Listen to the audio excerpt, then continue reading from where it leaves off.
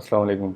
आज की इस छोटी सी वीडियो में हम डिस्कस करेंगे about how to update cost price in seller board. आप अपने सेलर बोर्ड में जो है वो प्रोडक्ट्स की कॉस्ट किस तरह से ऐड कर सकते हैं। तो जैसे कि सामने आप देख सकते हैं कि एक सेलर बोर्ड का अकाउंट मेरे पास जो है वो ओपन है। इसमें आपको करना ये है कि इसमें यहाँ पे लेफ़्ट साइड पे आपके पास एक सेक्शन आ रहा होगा जिसमें प्रोडक्ट्स होगा। प्रोडक्ट्स के सेक्शन में आपको जाना है, तो आपके पास ये एक न्यू विंडो ओपन हो जाएगी। ठीक है, इसमें आपके पास सारी प्रोडक्ट्स जो हैं वो लिस्ट हो रही होंगी जो जो आपके अमेज़ॉन के अकाउंट पे लगी हुई है। अब यहाँ पे आपको हर प्रोडक्ट के आगे एसिन, उसका SKU, उसकी करंट सेलिंग प्राइस जो है वो नज़र आ रही होगी, आपकी सेलिंग प्राइस, और प्रोडक्ट के नाम और इमेज वगैरह भी आ रहा होगा। ठीक है, इसमें यहाँ से आप टैग्स भी ऐड कर सकते हैं। लाइक अगर ये वाली प्रोडक्ट मेरी FBM है तो मैं यहाँ से इसको FBM का टैग ऐड कर सकता हूँ। FBA है तो FBA लगा सकता हूँ। यहाँ पे मेरे पास आ रहा है कॉस्ट ऑफ गुड सोल्ड। इस पे जब मैं क्लिक करूँगा तो यहाँ पे मैं अपनी कॉस्ट ऑफ गुड सोल्ड डाल सकता हूँ। ठीक है, यहाँ से मैं इसको कांस्टेंट या बाय पीरियड या बैच जो है वो कर सकता हूँ। अगर मैं रिप्लेनिश कर रहा हूँ इसको बार बार तो मैं इसको बाय पीरियड कर सकता हूँ।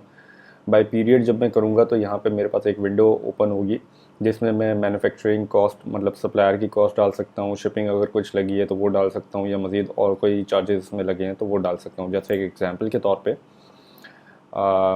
यहाँ पे इस वाली प्रोडक्ट में जैसे मैंने ऑलरेडी कॉस्ट डाल के रखी हुई है, इसमें आप देख सकते हैं कि इसकी मेरी सप्लायर की कॉस्ट जो है वो 4.42 पर यूनिट है। ठीक है, और 212.28 की मैंने 48 यूनिट्स परचेज़ किए थे।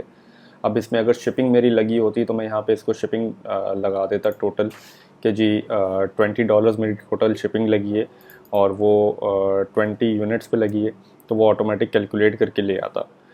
तो इस तरह से आप इसको यहाँ पे जो है वो ऐड करवा सकते हैं अपनी कॉस्ट को। तो बहुत इजी है। इसमें अगर बैच आपको ऐड करना हो तो यहाँ पे ऐड न्यू पीरियड का ऑप्शन है। यहाँ से आप अपने इनबाउंड डेट जो सपोज करें आज की है अगर, तो आज की मैंने डाल दी। यहाँ पे आप बैच के अंदर जो है वो इनबाउंड डेट जैसे मैंने आज की डाल दी यहाँ पे। ठीक है, तो अब वो मैं इसमें दोबारा अपनी नई न्यू कॉस्ट वगैरह, न्यू यूनिट्स वगैरह जो है वो डाल सकता हूँ। इसमें एक ऑप्शन ये वाली करंट मैंने जब अभी जो ऐड किया वो वाला है। इसमें एक ऑप्शन आपके पास आता है account for reminders of stock from previous batch. अगर मेरा प्रीवियस बैच में कुछ यूनिट्स अवेलेबल हैं तो मैं यहाँ पे इसको चेक लगा दूंगा, तो वो ऑटोमेटिक प्रीवियस बैच में से अवेलेबल यूनिट्स उठा के ले आएगा और उसकी एवरेज प्राइस ले आएगा। ठीक है, वो कैलकुलेट एवरेज के ऊपर कर लेगा। अगर मेरी listing completely out of stock है तो यहाँ पे मैं इसको हटा दूंगा, तो अब ये मेरी न्यू करंट प्राइस जो होगी वो ले आएगा। तो इस तरह से आप इसको मॉडिफाई कर सकते हैं। तो उम्मीद है ये वीडियो आपको हेल्प करेगी।